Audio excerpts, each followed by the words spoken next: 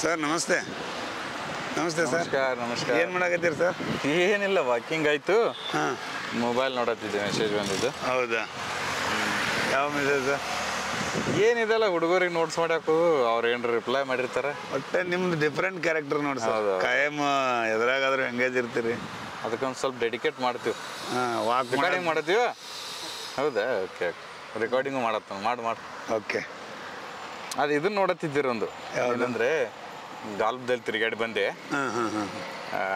ಪರಿಸರದ ಬಗ್ಗೆ ಇದನ್ನಿಸ್ತು. ಒಬ್ರಿಗೆ ಕಳಿಸಿದ್ದೆ, ರಿಪ್ಲೈ ಕಳಿಸಿದ್ರು ಅವ್ರು. ಹಾಂ ಹಾಂ ಹಾಂ. ಮೋದಿ ವಾಸ್ತವ್ಯ 80 ಲಕ್ಷ ಬಿಲ್ ಬಾಕಿ ಅಂತೇಳಿ. ಓಕೆ. ಈ ನ್ಯೂಸ್ ಪೇಪರ್ ಕಟಿಂಗ್ ಮೇಲೆ ಒಂದು ನೋಟ್ಸ್ ಮಾಡಿದ್ದೆ.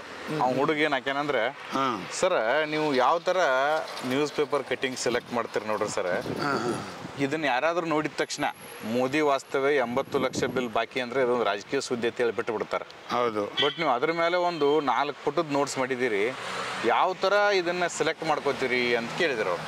ಅದಕ್ಕೆ ನ್ಯೂಸ್ ಪೇಪರನ್ನು ನಾವು ಸ್ಟಡಿ ಮೆಟೀರಿಯಲ್ ಥರ ಓದಬೇಕು ಅಂತ ಹೇಳಿದೆ ಅವನ್ನ. ಹೌದು, ನನಗೂ ನೋಡಿದೆ, ನನಗೂ ಕಳಿಸಿದ್ರಿ ನೀವು ಏನು ಬರೆದ್ರು ಸೆಂಡ್ ಮಾಡಿರ್ತೀರಿ ನನಗೆ. ಮಾಡಿರ್ತೀನಿ ನೀವು. ನಾನು ಅದೇ ಇದ್ರ ಮೇಲೆ ಹೆಂಗೆ ಕರೆಂಟ್ ಅಫೇರ್ಸ್ ತೆಗೆದ್ರಿ ಇವರು 80 ಲಕ್ಷ ಬಾಕಿ ಅನ್ನೋದ್ರ ಮೇಲೆ ಅಂತೇಳಿ ಇಡೀ ಆರ್ಟಿಕಲ್ ಓದಿದಾಗ ನೋಡ್ರಿ ಏನಂತೈತಿ, ಇಡೀ ಆರ್ಟಿಕಲ್ ಓದಿದಾಗ ಫಸ್ಟು ರಾಜಕೀಯ ಸುದ್ದಿ ಬರ್ತದೆ, ಓಕೆ, ಬಾಕಿ ಉಳಿದೈತೆ ಅಂತೇಳಿ. ಆಮೇಲೆ ಏನಿದು ಕಾರ್ಯಕ್ರಮ ಅಂತೇಳಿ ಬರ್ದ ನೋಡ್ರಿ ಮುಂದೆ. ಬಂಡೀಪುರ ಹುಲಿ ಯೋಜನೆಗೆ 50 ವರ್ಷ ತುಂಬಿದ ಹಿನ್ನೆಲೆಯಲ್ಲಿ 2023 ಏಪ್ರಿಲ್ 9ರಿಂದ 11ರವರೆಗೆ ಬಂಡೀಪುರದಲ್ಲಿ ಏರ್ಪಡಿಸಿದ್ದ ಸುವರ್ಣ ಸಂಭ್ರಮ ಕಾರ್ಯಕ್ರಮದಲ್ಲಿ ಪಾಲ್ಗೊಳ್ಳಲು ಬಂದಿದ್ದ ಪ್ರಧಾನಿ ಮೋದಿ ಹೋಟೆಲ್ನಲ್ಲಿ ವಾಸ್ತವ್ಯ ಹೂಡಿದ್ದರು. ನೋಡಿ, ಇಲ್ಲಿ ಕರೆಂಟ್ ಇವೆಂಟ್ಸ್ ಇದೆ, ಇಲ್ಲಿ ಸ್ಟಾರ್ಟ್ ಎಕಾಲಜಿ ಮತ್ತು ಎನ್ವಿರಾನ್ಮೆಂಟ್ ಬಗ್ಗೆ ವಿಷಯ ಇದೆ. 50 ವರ್ಷ ತುಂಬಿದ ಹಿನ್ನೆಲೆಯಲ್ಲಿ ಈ ಕೆಳಗಿನ ಯಾವ ಸ್ಥಳದಲ್ಲಿ ಸುವರ್ಣ ಸಂಭ್ರಮವನ್ನು ಆಯೋಜಿಸಲಾಗಿತ್ತು ಪರಿಸರಕ್ಕೆ ಸಂಬಂಧಪಟ್ಟ ಹಾಗೆ? ಮೈಸೂರಲ್ಲಿ ಅಂತ ನೇರವಾಗಿ ಕ್ವಶನ್ ಬರ್ಬೋದು. ಆಮೇಲೆ ಇದನ್ನು ಆಧರಿಸಿ ಮುಂದೆ ಬಂದು ಚೆನ್ನಾಗಿ ಬರಿತಾನೆ ನಾವು. ರಾಷ್ಟ್ರೀಯ ಹುಲಿ ಸಂರಕ್ಷಣಾ ಪ್ರಾಧಿಕಾರ ಹಾಗೂ ಕೇಂದ್ರ ಪರಿಸರ ಮತ್ತು ಅರಣ್ಯ ಇಲಾಖೆಯ ಸಹಯೋಗದಲ್ಲಿ ಈ ಕಾರ್ಯಕ್ರಮ ಆಯೋಜಿಸಲಾಗಿತ್ತು. ಇದು ಸೆಕೆಂಡ್ ಸ್ಟೇಟ್ಮೆಂಟ್. ಯಾರ್ಯಾರು ನೇತೃತ್ವದಲ್ಲಿ ಆಯೋಜನೆ ಮಾಡಿದ್ರ? ಈ ಒಂದು ಯೋಜನೆ ಪಕ್ಕ ಕೇಂದ್ರದ ಯೋಜನೆ ಇದು. NTCA ಮತ್ತು ಕೇಂದ್ರ ಪರಿಸರ ಸಚಿವಾಲಯ, ರಾಜ್ಯ ಸರ್ಕಾರದ ಯೋಜನೆನ ಅಲ್ಲ ಇದು, ರಾಜ್ಯ ಸರ್ಕಾರದ ಕಾರ್ಯಕ್ರಮನ ಅಲ್ಲ ಇದು. ಬರ್ರಿ ರಾಮು. ಓಕೆ, ರಾಮು ಬರ್ರಿ. ಬರ್ರಿ ಬರ್ರಿ. ನಮ್ಮ ಪ್ರೀತಿಯ ರಾಮು ಬರ್ರಿ. ಇಲ್ಲಿ ಓದ್ತಾ ಇದ್ದೀರಿ, ಬರ್ರಿ. ಫಸ್ಟಿಗೆ 3 ಕೋಟಿ ರೂಪಾಯಿ ಖರ್ಚಾಕೈತೆ ಅಂತೇಳಿ ಅಂದಾಜು ಮಾಡಿದ್ರು. ಆಮೇಲೆ ಹೆಚ್ಚಾಯಿತು ಅಂತೇಳಿ ರಾಜಕೀಯ ಸುದ್ದಿ ಇದು.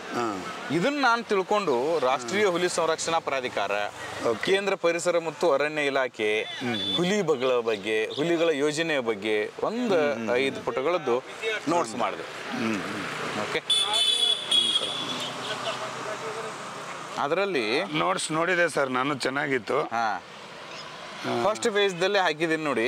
ನೋಟ್ಸ್ ಮಾಡುವಾಗ ಯಾವಾಗೂ ಕೂಡ ಫಸ್ಟ್ ಪೇಜ್ದಲ್ಲಿ ಇಂಪಾರ್ಟೆಂಟ್ ಥಿಂಗ್ಗಳನ್ನ ಪುಟ್ ಮಾಡಬೇಕು. ಫಸ್ಟ್ ಪೇಜ್ದಲ್ಲಿ ಎಲ್ಲರಿಗೂ ಗೊತ್ತಿದ್ದದ, ನಮ್ಗೆ ಗೊತ್ತಿದ್ದದ ಹಾಕ್ಬಾರದು. ಹಿಟ್ ಲೈನ್ಸ್ ಇರ್ಬೇಕು ಫಸ್ಟ್ ಪೇಜ್ದಾಗ. ಯಾಕಂದ್ರೆ ರಿವಿಷನ್ ಮಾಡುವಾಗ ಆ 1ನೇ ಪೇಜ್ ಓದಿದ್ರು ಕೂಡ ಇಡೀ ಆ ಒಂದು ಏನೋ ವಿಷಯನ ಗೊತ್ತಾಗಿರ್ಬೇಕು. ಭಾರತದಲ್ಲಿ 55 ಹುಲಿ ಸಂರಕ್ಷಣಾ ಧಾಮಗಳಿವೆ ನೋಡಿ, 55 ಲೈನ್ ಡೈರೆಕ್ಟ್ ಕ್ವಶನ್ ಅದ್ರ ಮೇಲೆ ಬರ್ತಾವ ಮುಂದಿನ ದಿನಮಾನದಾಗ. ಹಾಗಾದ್ರೆ 55ನೇ ಹುಲಿ ಧಾಮ ಯಾವುದು? ಧೋಲ್ಪುರ್ ಕರೌಲಿ. ಎಲ್ಲ ಬುಕ್ದಾಗ 54, 53 ಅಂತದ, ಅಪ್ಡೇಟ್ ಆಗಿರಂಗಿಲ್ಲ. ನೀವು ಯಾವಾಗ NTCA ಮತ್ತು ಈ ವೆಬ್ಸೈಟ್ಗಳು ನೋಡ್ತೀರ ಪರಿಸರ ಸಚಿವಾಲಯದ್ದು, ಅವಾಗ ಇದು ಗೊತ್ತಾಗ್ತದೆ.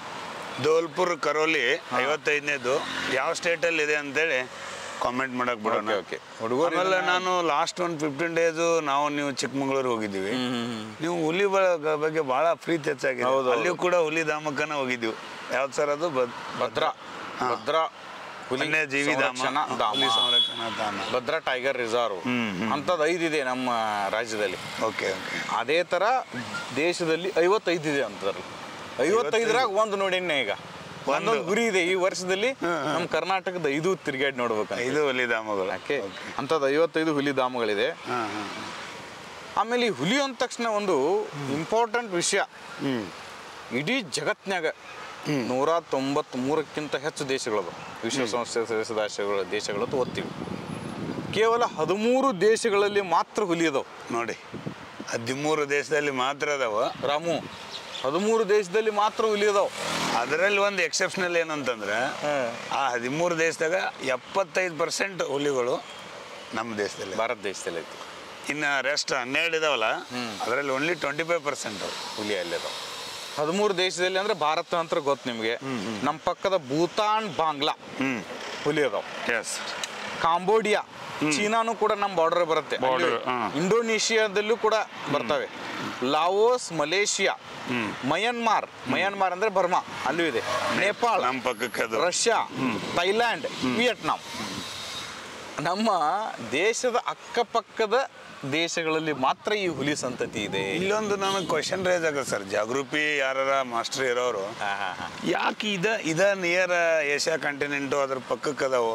ಈ ಅಮೆಜಾನ್ ಕಾಡು, ದೊಡ್ಡ ದೊಡ್ಡ ಕಾಡುಗಳದು, ಅಲ್ಲಿ ಹುಲಿಗಳು ಇಲ್ಲಲ್ಲ, ಏನ್ ರೀಸನ್ಸ್ ಇರ್ಬೋದು? ಸ್ವಲ್ಪ ಮೇನ್ಸ್ ಓರಿಯೆಂಟೆಡ್ ನಮ್ಮ ಹುಡುಗರಿಗೆ ಥಿಂಕ್ ಮಾಡಕ್ ಬಿಡೋಣ. ಆಮೇಲೆ ಒಂದು ನಕ್ಷೆ ತೆಗೆದು, ಪ್ರಪಂಚದ ನಕ್ಷೆ ತೆಗೆದು ಈ ದೇಶಗಳನ್ನ ಮಾರ್ಕ್ ಮಾಡಿದ್ರೆ ಹುಲಿ ಇರ್ತಕ್ಕಂತಹ ದೇಶಗಳದ್ದು ಒಂದು ಏನ್ ಸಿಗುತ್ತೆ ಅಲ್ಲಿ ಒಂದು ಟೆರಿಟರಿ ಸಿಗ್ತದೆ.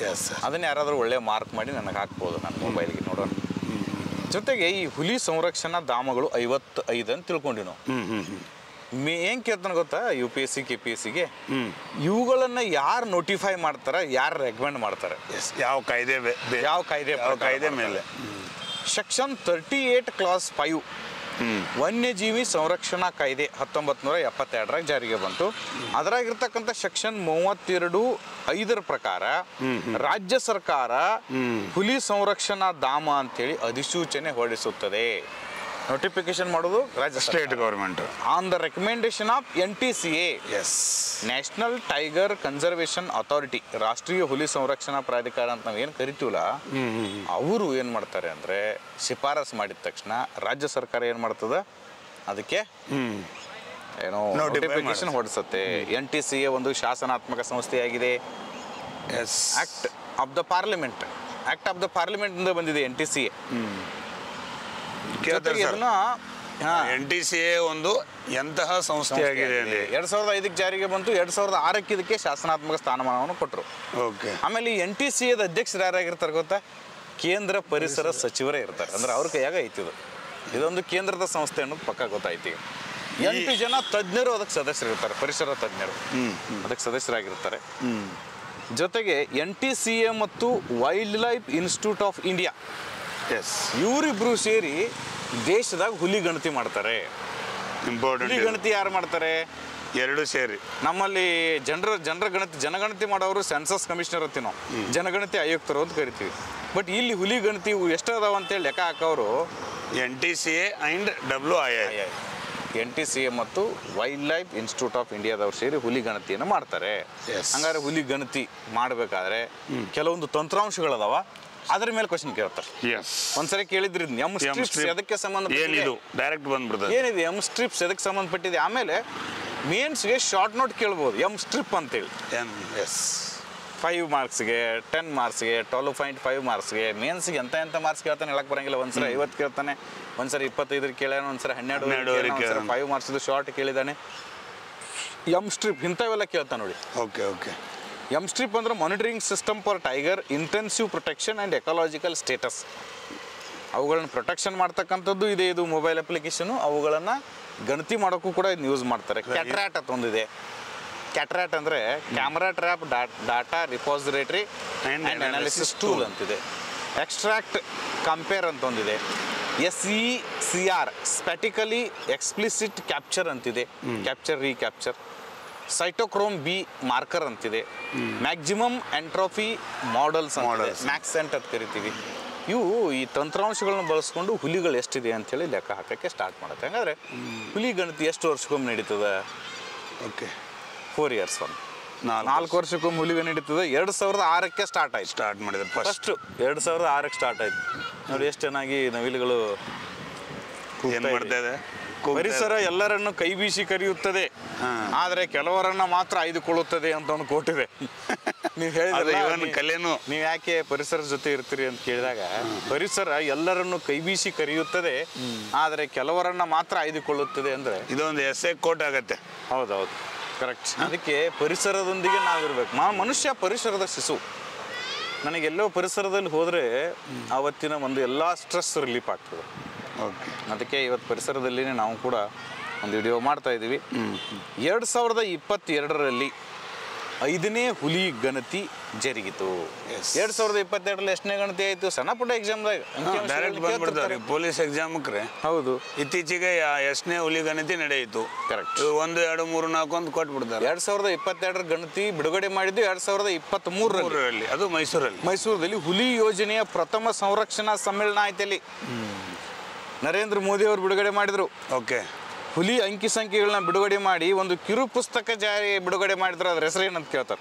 ಇಂಪಾರ್ಟೆಂಟ್ ಸರ್ ನೇಮು ಅಮೃತ್ ಕಾಲ್ ಕಾ ಟೈಗರ್ ವಿಜನ್ ಕಿರು ಪುಸ್ತಕ. ಅಮೃತ್ ಕಾಲ್ ಅಂದ್ರೆ ಗೊತ್ತಿಲ್ಲ. 75 ವರ್ಷ ಅಮೃತ ಮಹೋತ್ಸವ ಅಂತೀವಿ. ಭಾರತಕ್ಕೆ ಸ್ವತಂತ್ರ ಬಂದು 75 ವರ್ಷಗಳಾಗಿರೋದ್ರಿಂದ ಅಮೃತ ಮಹೋತ್ಸವ ಅಮೃತ ಕಾಲ. ನಾವು ಅದು ಒಂದು ಅಮೃತ್ ಕಾವಲ್ ಅಂತೇಳಿ ಒಂದು ತಳಿ ಬರ್ತೈತಿ ನಮ್ಮ ಇದ್ರದ್ದು. ನೀವು ಅಲ್ಲಿ ಇದಕ್ಕೆ ಹೋದ್ರಿ, ಏನೇ ಈ ಪ್ರಾಣಿ ತಳಿಗಳ ಬಗ್ಗೆ, ಜೆನೆಟಿಕ್ಸ್ ಬಗ್ಗೆ ಹೋದ್ರಿ? ಓಕೆ, ಇದು ವೆಟರ್ನರಿ ರಿಲೇಟೆಡ್ ಅದು ಎಕ್ಸಾಮ್ ಬಂದಿತ್ತು. ನನ್ಗೆ ಅಲ್ಲಿ ಏನೋ ಲಿಂಕ್ ಮಾಡಕ್ ಮಹಲ್. ಅಮೃತ್ ಮಹಲ್ ಅಂತ ತಳಿ. ಇದು ಅಮೃತ್ ಕಾಲ್. ಇದು ಅಮೃತ್ ಕಾಲ್ ಕಾ ಟೈಗರ್ ವಿಷನ್. ಹಲವಾರು ಥೀಮ್ಗಳು ಈ ವರ್ಷ ಮತ್ತು ಹೋದ ವರ್ಷ ಬರೀ ಅಮೃತ್ ಕಾಲ್ ಅಂತಿತ್ತು. ಯಾಕಂದ್ರೆ ಆ ದೇಶದ ಸ್ವಾತಂತ್ರ್ಯೋತ್ಸವವನ್ನ ನೆನಪಿಸೋಕೆ ಆಜಾದಿ ಕಾ ಅಮೃತ್ ಮಹೋತ್ಸವ ಅಂತ ಕರೆದ್ರೆ ಗೊತ್ತಾ? ಕೇಳ್ಬೋದು ಅದನ್ನ. 75% ಹುಲಿಗಳು ಭಾರತದಲ್ಲಿದೆ. 75,000 ಚದರ ಕಿಲೋಮೀಟರ್ ಹುಲಿ ಸಂರಕ್ಷಣಾ ಪ್ರದೇಶ ಭಾರತದಲ್ಲಿದೆ. 1973ರಲ್ಲಿ ಪ್ರೊಜೆಕ್ಟ್ ಟೈಗರ್ ಅನ್ನ ನಾವು ಜಿಮ್ ಕಾರ್ಬೆಟ್ ರಾಷ್ಟ್ರೀಯ ಪಾರ್ಕ್ನಲ್ಲಿ ಪ್ರಾರಂಭಿಸಿದ್ವಿ. 1973ರಿಂದ 2023ಕ್ಕೆ 50 ವರ್ಷ ಆಗಿದೆ. ಜಿಮ್ ಕಾರ್ಬೆಟ್ ಸರ್ ಬಹಳ ಎಕ್ಸಾಮ್ ಬರ್ತೈತಿ. ಎಲ್ಲಿದೆ ಜಿಮ್ ಕಾರ್ಬೆಟ್ ನ್ಯಾಷನಲ್ ಪಾರ್ಕ್? ಯಾವ ರಾಜ್ಯದಾಗ ಇದೆ? ಎಲ್ಲ ಬರ್ತದೆ. ನ್ಯಾಷನಲ್ ಪಾರ್ಕ್ ಬಗ್ಗೆ ಒಂದು ಇನ್ನೊಂದು ವಿಡಿಯೋನ ಮಾಡೋಣ. ಮೊನ್ನೆ ಬರ್ದೀನಿ, ಅದನ್ನು ಕೂಡ. ಹೌದಲ್ಲ, ಅದನ್ನು ಮಾಡೋಣ. 2022ರ ಹುಲಿ ಗಣತಿ ಏನಾತ್ಲ ಅಂಕಿಅಂಶಗಳ ಮೇಲೆ ಬೆಳಕು ಚೆಲ್ಲಬೇಕು. ಓಕೆ. ಎಷ್ಟಿದೆ? 3167 ಹುಲಿಗಳಿದೆ ಅಂಕಿ ಸಂಖ್ಯೆ ಹೇಳಿತು. ಮಧ್ಯಪ್ರದೇಶದಲ್ಲಿ ಅತಿ ಹೆಚ್ಚು 526, ಕರ್ನಾಟಕದಲ್ಲಿ 2 ನಂಬರು 524, ಉತ್ತರಾಖಂಡದಲ್ಲಿ 3 ನಂಬರು 442, ಮಹಾರಾಷ್ಟ್ರ 4 ನಂಬರು 312. ಇದು ಫಿಗರ್ ಅನ್ನ ಮೈಸೂರಿನಲ್ಲಿ ನರೇಂದ್ರ ಮೋದಿ ಅವರು ಬಿಡುಗಡೆ ಮಾಡಿ ಹೋದ್ರು. ಅದಾದ ನಂತರ wild life institute of India, ಅದಕ್ಕೆ VK ತಿವಾರಿ ಅಂತೇಳಿ ಡೈರೆಕ್ಟರ್ ಅದಾರ, ಅವರು ಮತ್ತೆ ಅಂಕಿಅಂಶಗಳನ್ನ ರಿವೈಸ್ ಮಾಡಿದ್ರು. ಇದನ್ನ ಭಾಳ ಚೆನ್ನಾಗಿ ತಿಳ್ಕೊಬೇಕು ವಿದ್ಯಾರ್ಥಿಗಳು. ಈಗ ಸರ್ ಇದು ಕನ್ಫ್ಯೂಸ್ ಆಗ್ತೈತಿ. 3167 ಒಂದು ಡೇಟಾ ನರೇಂದ್ರ ಮೋದಿ ಅವರು ಮೈಸೂರಲ್ಲಿ ರಿಲೀಸ್ ಮಾಡಿದ್ದು. 3682 wild life institute of India ಅವ್ರು ರಿಲೀಸ್ ಮಾಡಿ ಡೇಟಾ. ಅಂದ್ರೆ ಇದನ್ನ ಜನಗಣತಿ ಮಾಡವ್ರೆ NTCA ಮತ್ತು wild life institute of India. ಅವರೇ ಇದನ್ನ ರಿವೈಸ್ ಮಾಡಿದ್ರು. 3682 ಅಂತ ಹೇಳ್ರು. ಭಾರತದಾಗ ಎಷ್ಟು ಹುಲಿ ಇದಾವ ಅಂತ ಹೇಳಿದ್ರು? 3682 ಹುಲಿಗಳಿದೆ ಅಂತ ಹೇಳಿದ್ರು. ಮಧ್ಯಪ್ರದೇಶದಾಗ 785 ಆಯ್ತು. ಎಷ್ಟು ಹೆಚ್ಚಾಯ್ತು ನೋಡ್ರಿ ಒಮ್ಮೆ, 526ರಿಂದ 785. ಕರ್ನಾಟಕದಲ್ಲಿ 563, ಸ್ವಲ್ಪ ವ್ಯತ್ಯಾಸ ಇದೆ. ಆಮೇಲೆ ಉತ್ತರಾಖಂಡದಲ್ಲಿ 442 ಅಂದಿದ್ರು, ಈಗ 560 ಅಂದ್ರು. ಮಹಾರಾಷ್ಟ್ರ 312 ಅಂದಿದ್ರು, ಮಹಾರಾಷ್ಟ್ರ 440 ಅಂದ್ರು. ಏನು ಚೇಂಜ್ ಆಗಿಲ್ಲ. 1 2 3 4 ಕ್ರಮಾನುಗತವಾಗಿ ಬರ್ರಿ. ಇದನ್ನ ಜೋಡಿಸಿ ಅಂತ ಕೇಳ್ತಾರೆ ಒಂದೊಂದ್ಸರಿ. ಇದನ್ನ ನೆನಪಿಡುವಕ್ಕೆ ಏನಾದ್ರು ಮಧ್ಯಪ್ರದೇಶ, ಕರ್ನಾಟಕ, ಉತ್ತರಾಖಂಡ್, ಮಹಾರಾಷ್ಟ್ರ. ಕೋಡ್ ಅದು ಏನಾದ್ರು MKUM ಮೋಹನ್ ದಾಸ್ ಕರಮ್ಚಂದ್ರ ಅಂತ ಹಂಗ. UM ಅಂದ್ರೆ ಏನಾದ್ರು ನೆನಪಿಟ್ಟು ಹೋಗ್ಬೇಕ್ರಿ. ಈಗ ಬರೀ ಟ್ರಿಕ್ಸ್ ಮಾಡ್ತಾನ, ಅದನ್ನ ಮಾಡ್ತಾನೆ, ಇದು ಮಾಡ್ತಾನೆ ಹೋಗಿದೆ ಅಲ್ಲ. ಇಲ್ಲಿ KS ಬರೆಯವರಿಗೆ ರಾಜ್ಯಗಳು ಮ್ಯಾಪ್ದಾಗ ತಲೆಯಾಗ ಬಂದು ಬಿಡ್ಬೇಕು. ಮಧ್ಯಪ್ರದೇಶ, ಕರ್ನಾಟಕ, ಉತ್ತರಾಖಂಡ್, ಮಹಾರಾಷ್ಟ್ರ. ಆಮೇಲೆ ಈ ಪೊಲೀಸ್ ಹುಡುಗರು ಎಲ್ಲ ಓದ್ತಿರ್ತಾರಲ್ಲ, ಅವು ಪಾಪ ಟ್ರಿಕ್ ಮಾಡ್ಕೋತವೆ. ಹಿಂಗೆ ಟ್ರಿಕ್ ಮಾಡ್ಕೋತ ಕೂತ್ರೆ KS IAS ಹೆಂಗೆ ಯಾಕೆ ಸಾಧ್ಯತ್ರಿ? ಡೀಪ್ ನಾಲೆಜ್ ಇರ್ಬೇಕಾದ್ರೆ. ಕ್ರೊನಾಲಜಿಕಲ್ ಅಂದ್ರೆ ಅವನಿಗೆ ಥಿಂಕ್ ಮಾಡ್ಬೇಕು. ಮಧ್ಯಪ್ರದೇಶ ಬುಕ್ಸ್ ಹಂಗಾಗಿ ಪೇಪರ್ ಹೆಸರು ಹಂಗ ಇಟ್ಟಿರ್ತಾರೆ ಸರ್. ಪೊಲೀಸಕ್ಕೆ GK ಅಂತಾರೆ, ಜನರಲ್ ನಾಲೆಜ್. KS GS ಅಂತ ಜನರಲ್ ಸ್ಟಡೀಸ್, ಅಧ್ಯಯನ. ಅದು ಸಾಮಾನ್ಯ ಅಧ್ಯಯನ, ಜ್ಞಾನ. ಇದು ಅಧ್ಯಯನ. ಈ GK ಅಂದ್ರೆ ಗುಂಡ್ ಹಾಕೋ ಎಕ್ಸಾಮ್ ರೀ. ಇದು ಲಾಟ್ರಿ ಅಷ್ಟೇ. ನೆನಪುಳಿತಿ.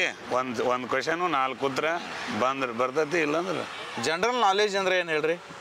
Collection of the information is knowledge. ಎಲ್ಲ ಕಡೆಯಿಂದ ನಾಲೆಜ್ ಕಲೆಕ್ಷನ್ ಮಾಡಿದ್ರೆ ನಾಲೆಜ್ ಬಂದಂಗೆ. ಅದು ಸ್ಟಡೀಸ್ ಅಂದ್ರೆ ಹಂಗಲ್ಲ. ಅವರೇ ಎಳಿಬೇಕಾದ್ರೆ ಏನು ಕಲೆಕ್ಷನ್ ಮಾಡಿರ್ತಕ್ಕಂಥ ಮಾಹಿತಿಯಲ್ಲಿ ಒಳಗೆ ಅಧ್ಯಯನ ಮಾಡಿ ಅದನ್ನ ಅಪ್ಲಿಕೇಶನ್ ಮಾಡ್ಕೊಳ್ದಿದೆಯಲ್ಲ, ದಟ್ ಈಸ್ ಸ್ಟಡಿ. ಇದೊಂದು ಇಂಪಾರ್ಟೆಂಟ್ ಸರ್ ಹುಡುಗರಿಗೆ. ಕಾನ್ಸಂಟ್ರೇಷನ್ ಮಾಡಿ. GS ಬೇರೆ. GK ಅಂದ್ರೆ ಬರೀ ಕಲೆಕ್ಷನ್ ಆಫ್ ದ ಇನ್ಫಾರ್ಮೇಶನ್. 108 ಮಂದಿ ಮಾಹಿತಿ ಹೇಳಿದ್ದಾನೆ, ಒಂದು ಕಡೆ ಕಲೆಕ್ಟ್ ಮಾಡಿದ್ರೆ ಮುಗಿದು ಹೋಗ್ತದ, ನಾಲೆಜ್ ಬಂತು. What is wisdom?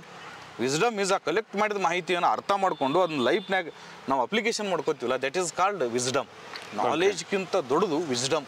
ವಿಸ್ಡಮ್ ದೊಡ್ಡ ಒಂದು ಏನು ಗೊತ್ತಂದ್ರೆ ಸಾಗರ ಇದ್ದಂಗೆ, ನಾಲೆಜ್ ಅಂತಕ್ಕಂಥದ್ದು ಒಂದು ಬಾವಿ ಇದ್ದಂಗೆ. ಸೊ ದ್ಯಾಟ್ ವಿಸ್ಡಮ್ಗೆ ಮತ್ತು ನಾಲೆಜ್ಗೆ ಭಾಳ ವ್ಯತ್ಯಾಸ ಇದೆ. ನಮ್ಮ ವಿದ್ಯಾರ್ಥಿಗಳಿಗೆ ಯಾವಾಗೂ ನಾನು ಕರೆ ಕೊಡೋದು ಏನಂದರೆ, ನಾಲೆಜ್ಗಿಂತ ವಿಸ್ಡಮನ್ನು ನಿಮ್ಮ ಬೆಳೆಸ್ಕೊಳ್ರಿ ಅಂತೇಳಿ. ಜೊತೆಗೆ ಭಾರತದಲ್ಲಿರೋ ಹುಲಿ ಸಂರಕ್ಷಣಾ ಧಾಮಗಳ ಬಗ್ಗೆ ಸ್ವಲ್ಪ ನೋಡೋಣ. ಮಧ್ಯಪ್ರದೇಶದಾಗ ಭಾಳ ಅದಾವ ಹುಲಿ ಸಂರಕ್ಷಣಾ ತಾಣ, 7 ಅದಾವ. ಅಲ್ಲೇ ಹುಲಿ ಜಾಸ್ತಿ ಅದಾವ ನೋಡಿ. This is called wisdom. ಯಾಕೆ ಮಧ್ಯಪ್ರದೇಶದಾಗ ಜಾಸ್ತಿ ಅದಾವ? ಅಲ್ಲಿ ಹುಲಿ ಸಂರಕ್ಷಣಾ ದಾನಗಳು ಜಾಸ್ತಿ ಅದಾವ, ಹಂಗಾಗಿ ಏರಿಯಾ ಜಾಸ್ತಿ ಐತೆ ಅವಕ್ಕಲ್ಲಿ. ಅಲ್ಲಿ ಚೆನ್ನಾಗಿ ಅವ ಥರದ ಪ್ರೊಡಕ್ಷನ್ ಆಗಿದೆ, ಮರಿಗಳು ಹಾಕ್ಯಾವ, ಹೀಗಾಗಿ ಅಲ್ಲಿ ಜಾಸ್ತಿ ಅದಾವ. ಮಹಾರಾಷ್ಟ್ರದಲ್ಲಿ ನೋಡಿ 6 ಹುಲಿ ಸಂರಕ್ಷಣಾ ಧಾಮಗಳಿದೆ. ಆಟೋಮೆಟಿಕ್ ಆಗಿ ಅಲ್ಲಿ ನಂಬರ್ ಮಹಾರಾಷ್ಟ್ರ ಹೆಚ್ಚು ಬರ್ತದ. ಕರ್ನಾಟಕದಲ್ಲಿ 5 ಅದಾವೆ ಹುಲಿ ಸಂರಕ್ಷಣಾ ಧಾಮಗಳು. ಇದು ನೆನಪು ಬರಲೇಬೇಕು ಸರ್ ಹುಡುಗರಿಗೆ. ಮಹಾರಾಷ್ಟ್ರ, ಮಧ್ಯಪ್ರದೇಶ್, ಕರ್ನಾಟಕ. ಇಲ್ಲಿ ಉತ್ತರಾಖಂಡದಲ್ಲಿ ಜಾಸ್ತಿ ಇಲ್ಲ, ಬಟ್ ಅಲ್ಲಿ ಕಡಿಮೆ ಧಾಮಗಳಿದ್ರೂ ಕೂಡ ಆ ವಾತಾವರಣ ಚೆನ್ನಾಗಿದೆ, ಅವಕ್ಕೆ ನಂಬರ್ ಜಾಸ್ತಿ ಆಗುತ್ತೆ. ಓಕೆ. ಮಧ್ಯಪ್ರದೇಶದಲ್ಲಿ 7 ಸಂರಕ್ಷಿತ ಧಾಮಗಳು, ಮಹಾರಾಷ್ಟ್ರದಲ್ಲಿ 6 ಹುಲಿ ಸಂರಕ್ಷಿತ ಧಾಮಗಳು, ಕರ್ನಾಟಕದಲ್ಲಿ 5 ಹುಲಿ ಸಂರಕ್ಷಿತ ಧಾಮಗಳು, ರಾಜಸ್ಥಾನದಲ್ಲಿ 5 ಧಾಮಗಳು, ತಮಿಳುನಾಡದಲ್ಲೂ ಕೂಡ 5 ಧಾಮಗಳು, ಆಂಧ್ರ ಪ್ರದೇಶದಲ್ಲಿ ನಾಗಾರ್ಜುನ ಸಾಗರ ಅಂತ ಒಂದಿದೆ, ಶ್ರೀಶೈಲಂ, ಅತಿ ದೊಡ್ಡ ಹುಲಿ ಸಂರಕ್ಷಣಾ ಧಾಮ ಅದು. ಓಕೆ, ತಾನ ಇವೆಲ್ಲಾನು ಕೇಳ್ತಾರೆ ನಿಮಗೆ GK ಒಳಗೆ ಇವೆಲ್ಲ. ಓಕೆ. ಆಂಧ್ರ ಪ್ರದೇಶದ ಏಕೈಕ ಹುಲಿಧಾಮ ಮತ್ತು ಒಂದೇ ಐತೆ, ಅದು ಒಂದೇ ಐತಿ, ಅದು ದೊಡ್ಡದೈತಿ. 55ನೇ ಹುಲಿ ಸಂರಕ್ಷಿತ ಧಾಮವಾಗಿ ಧೋಲ್ಪುರ್ ಮತ್ತು ಕರೌಲಿ ಆಯ್ತು. ಯಾವ ರಾಜ್ಯದಲ್ಲಿದೆ ಅಂತೇಳಿ ನಮ್ಮ ಸ್ಟೂಡೆಂಟ್ಸ್ ಹೇಳಿ. ಇನ್ನು ಕರ್ನಾಟಕದಾಗ 5 ಹುಲಿ ಸಂರಕ್ಷಿತ ಧಾಮಗಳದಾವಲ್ಲ, ಯಾವ್ದಾವ್ ತಿಳ್ಕೊಬೇಕು. ಬಂಡೀಪುರ, ಭದ್ರಾ, ನಾಗರಹೊಳೆ, ದಾಂಡೇಲಿ, ಬಿಳಿಗಿರಿ ರಂಗನ ಬೆಟ್ಟ. ಇದು ಪಕ್ಕ ತಿಳ್ಕೊಬೇಕು. ಬಂಡೀಪುರ, ಭದ್ರಾ 2 ಪಕ್ಕ. ನಾಗರಹೊಳೆ, ದಾಂಡೇಲಿ, ಬಿಳಿಗಿರಿ ರಂಗನ ಬೆಟ್ಟ. ಬಂಡೀಪುರ ಎಲ್ಲಿದೆ? ಚಾಮರಾಜನಗರ. ಭದ್ರಾ ನಾವು ಮಣ್ಣು ನೋಡಿ ಬಂದಿದ್ದೀವಿ, ಚಿಕ್ಕಮಗಳೂರು. ನಾಗರಹೊಳೆ ಎಲ್ಲಿದೆ? ಕೊಡಗು. ದಾಂಡೇಲಿ ಎಲ್ಲಿದೆ? ಕಾರವಾರ. ನಾವು ಉತ್ತರ ಕನ್ನಡ ಅಂತಲೂ ಬಳಸ್ತೀವಿ, ಅದಕ್ಕೆ ಕಾಮನ್ ಆಗಿದ್ದು ಕಾರವಾರ ಅಂತ ಕರಿತೀವಿ. ಬಿಳಿಗಿರಿ ರಂಗನ ಬೆಟ್ಟ. BR ಹಿಲ್ಸ್ ಎಲ್ಲಿದೆ? ಚಾಮರಾಜನಗರ. ಇಲ್ಲೊಂದು ಪಾಯಿಂಟ್ ಸರ್, ಒಂದೇ ಜಿಲ್ಲೆಯಲ್ಲಿ 2 ಹುಲಿ ಧಾಮಗಳದ. ಓಕೆ. ಬಂಡೀಪುರ ಮತ್ತು ಬಿಳಿಗಿರಿ ರಂಗನ ಬೆಟ್ಟ, ಚಾಮರಾಜನಗರ ಡಿಸ್ಟ್ರಿಕ್ಟ್ 2 ಅದಾವಲ್ಲಿ ಹುಲಿ ಸಂರಕ್ಷಣಾ ಧಾಮ. ಇದ್ರಾಗ ಅತಿ ದೊಡ್ಡ ಹುಲಿ ಸಂರಕ್ಷಣಾ ಧಾಮ ಯಾವುದು ಅಂತ ಕೇಳ್ಬೋದು ಏರಿಯಾದಾಗ. ಬಂಡೀಪುರ ದೊಡ್ಡದಿದೆ. ಆಬ್ವಿಯಸ್ಲಿ ಬಂಡೀಪುರ 872 ಚದರ ಕಿಲೋಮೀಟರ್ ಇದೆ. ಕರೆಕ್ಟ್. ಆಮೇಲೆ ಇಂಟರ್ನ್ಯಾಷನಲ್ ಬಿಗ್ ಕ್ಯಾಟ್ ಅಲಯನ್ಸ್ ಒಂದು ಮಾಡ್ರು, ಅದು ಒಂದು ಕೇಳ್ತಾರೆ. International big cat alliance, international big cat alliance ಅಂತೇಳಿ ಒಂದು ಅಲಯನ್ಸ್ ಮಾಡಿದ್ರು. ಇದು ಕರೆಂಟ್ ಇವೆಂಟ್ಸ್ ಕೇಳ್ತಾರೆ. ಇದಕ್ಕೆ ಸಂಬಂಧಪಟ್ಟಿದೆ, ಹುಲಿಗಳಿಗೆ ಸಂಬಂಧ. ಪೇಪರ್ 1 ಅಲ್ಲಿ ಇಂಟರ್ನ್ಯಾಷನಲ್ ಆಗ್ತೈತಿ. ಇದು ಕೂಡ ಎದಕ್ಕೆ ಸಂಬಂಧಪಟ್ಟೈತೆ? ಹುಲಿಗೆ ಸಂಬಂಧಪಟ್ಟಿದೆ. 2023ರಲ್ಲಿ ಚಾಲನೆ ಆಯ್ತು ಇದು. ಭಾರತವು 5 ವರ್ಷಗಳಲ್ಲಿ $100 ಮಿಲಿಯನ್ ಹಣವನ್ನು ಇದಕ್ಕೆ ಒದಗಿಸಲಿದೆ. ಓಕೆ. ಬಿಗ್ ಕ್ಯಾಟ್ಸ್ ಅಂದ್ರೆ ಯಾವ್ದ? ಇದೆ 7 ತರಹದ ಬಿಗ್ ಕ್ಯಾಟ್ಸ್ಗಳ ಸಂರಕ್ಷಣೆ ಮಾಡೋದು ಇದ್ರ ಉದ್ದೇಶ. ಹುಲಿ, ಸಿಂಹ, ಚಿರತೆ, ಹಿಮಚಿರತೆ, ಪೂಮಾ, ಜಾಗ್ವಾರ್ ಇದು. ಓಕೆ. ಇವುಗಳನ್ನ ಏನು ಮಾಡೋದು? ಸಂರಕ್ಷಣೆ ಮಾಡೋದಕ್ಕೆ international big cat alliance IBCA ಅಂತೇಳಿ 2023ರಲ್ಲಿ ಚಾಲನೆ ಆಯಿತು. ಹುಲಿ ನೈಸರ್ಗಿಕ ತಾಣವಾಗಿರುವ 97 ದೇಶಗಳಿಗೆ ಸದಸ್ಯತ್ವವನ್ನು ನೀಡುತ್ತಿದೆ. ಹುಲಿ ಇರೋದು 13 ದೇಶಗಳಲ್ಲೇ, ಬಟ್ ಅದರದ ಹುಲಿ ತನ್ನ ಟೆರಿಟರಿನ ವಿಸ್ತರಿಸ್ಕೊಳ್ಳೋದಕ್ಕೆ 97 ದೇಶಗಳಲ್ಲಿ ಸಾಧ್ಯ ಇದೆ. ಓಕೆ. ಅವುಗಳನ್ನೆಲ್ಲ ಈ ಅಲಯನ್ಸ್ದಾಗ ತಂದು ಹುಲಿಗಳ ಸಂಖ್ಯೆ ಜಾಸ್ತಿ ಮಾಡೋ ಸಲುವಾಗಿ ಇಂಟರ್ನ್ಯಾಷನಲ್ ಬಿಗ್ ಕ್ಯಾಟ್ ಅಲಯನ್ಸನ್ನು ಸ್ಟಾರ್ಟ್ ಮಾಡಿದರು. ಅಂತಾರಾಷ್ಟ್ರೀಯ ಸಂಘಟನೆಗಳಿಗೂ ಸದಸ್ಯತ್ವವನ್ನು ಇದು ಕೊಡುತ್ತೆ. ಇದಾದ ನಂತರ ಗ್ಲೋಬಲ್ ಟೈಗರ್ ಇನಿಷಿಯೇಟಿವ್ ಅಂತ ಮಾಡಿದರು 2008ರಲ್ಲಿ. 2010ರಲ್ಲಿ ವಿಶ್ವ bank global tiger recovery programme ಅನ್ನು ಕೂಡ ಪ್ರಾರಂಭಿಸಿತು. ಇವೆಲ್ಲ ಎಕ್ಸ್ಟ್ರಾ ಇನ್ಫಾರ್ಮೇಶನ್. ಹೀಗೆ ಒಂದು ಹುಲಿ ವಿಷಯದ ಬಗ್ಗೆ ತಿಳ್ಕೊಬೇಕಾದ್ರೆ ಇಷ್ಟೆಲ್ಲ ವಿಷಯಗಳನ್ನ ತಿಳ್ಕೊಂಡಾಗ ಒಂದು ವಿಸ್ಡಮ್ ಅನ್ನೋದು ಸ್ಟೂಡೆಂಟ್ಸ್ಗಳಲ್ಲಿ. ಈಗ ಸ್ಟೂಡೆಂಟ್ಸು ಇಷ್ಟು ಕ್ಲಾಸ್ ಕೇಳಿ ಸರ್, ಕೇಳ್ತಾ ಅವ್ನು ನೋಟ್ಸ್ ಮಾಡ್ಕೊಂಡ್ಬಿಟ್ರೆ ಪರ್ಫೆಕ್ಟ್ ಆಗಿಬಿಡ್ತದೆ ಡೆಫಿನೆಟ್ಲಿ. ಆಮೇಲೆ ಈ ನೋಟ್ಸು ಬೇಕಾದ್ರೆ ನಂದು ಟೆಲಿಗ್ರಾಮ್ ಚಾನಲ್, ಅದನ್ನ ಹೇಳ್ಬಿಡಿ ಸರ್. ಇಲ್ಲಾಂದ್ರೆ ನೀವು ಕೈ ಬರೋದಿದೆ, ಭಾಳ ಜನ ಬರ್ತಿರ್ತಾರೆ, ಭಾಳ ಜನ ಸೇರಿರ್ತಾರೆ. ಅದರಲ್ಲಿ ಹೊಸದಾಗಿ ಯಾರಾದ್ರೂ ವಿವರಿಸಿದ್ರೆ. ಹೌದೌದು. ಈಗ ನಿನ್ನೆ ಒಂದು ಕಾಮೆಂಟ್ ನೋಡಿದೆ ನಾನು, ಸರ್ ನಿಮ್ಮ ಎಷ್ಟು 129 ಟಾಪಿಕ್ ಏನೋ ನಾವು ಮಾಡೋದು 200 ಅಲ್ಲ, ಈಗ ಇದು ಮಾಡೋದು ಟಾಪಿಕ್ ಆಲ್ಮೋಸ್ಟ್ ಇದು 200 ಸಮೀಪ ಬಂದಿದೆ. ಒಬ್ರು ಕಾಮೆಂಟ್ ಮಾಡಿದ್ರು, ಸರ್ ನಿಮ್ಮ ಎಲ್ಲ ಟಾಪಿಕ್ನ PDF ಮಾಡಿ ಕಳಿಸ್ರಿ ಅಂದ್ರು. ನನ್ನ ಕಡೆ ನಿನ್ನೆ ಒಬ್ಬ ಹುಡುಗ PDF ಕಳಿಸಿದಾನೆ ನನಗೆ. ಎಲ್ಲ 5 PDF ಕಳಿಸಿದಾನೆ. 500 ಪುಟ ನಾನು ನೋಟ್ಸ್ ಮಾಡಿದ್ದು 500 ಪುಟ ಆಗಿದೆ. ಅಯ್ಯೋ ನನಗೆ ಗೊತ್ತಿಲ್ಲ. ಈಗ ನಿನ್ನೆ ಕಳಿಸಿದಾನೆ. ಯಾರಿಗೆ ಅದನ್ನ ಟೆಲಿಗ್ರಾಮ್ ಚಾನಲ್ದಲ್ಲಿ ಹಾಕ್ತೀನಿ. ಬಟ್ 500 ಪುಟದಲ್ಲಿ ನನ್ನ ಪ್ರಕಾರ ಪೇಪರ್ 1 ಪೇಪರ್ 2 ಅಲ್ಲಿ ಮಿನಿಮಮ್ ಒಂದು 30 ಕ್ವಶನ್ ಇರ್ತವೆ. ಬಟ್ ಚಾನ್ಸಸ್ ಇದೆ. ಯಾಕಂದ್ರೆ ಡೈರೆಕ್ಟ್ ಆರ್ ಇಂಡೈರೆಕ್ಟ್ ಅಷ್ಟೇ ಹಾಕಿದ್ದೀನಿ. ಚಾನ್ಸಸ್ ಇದೆ. ನೋಡಿ ವಿದ್ಯಾರ್ಥಿಗಳು ಬರೀಲಿ. ಮಾಡ್ರಿ. Okay thank you.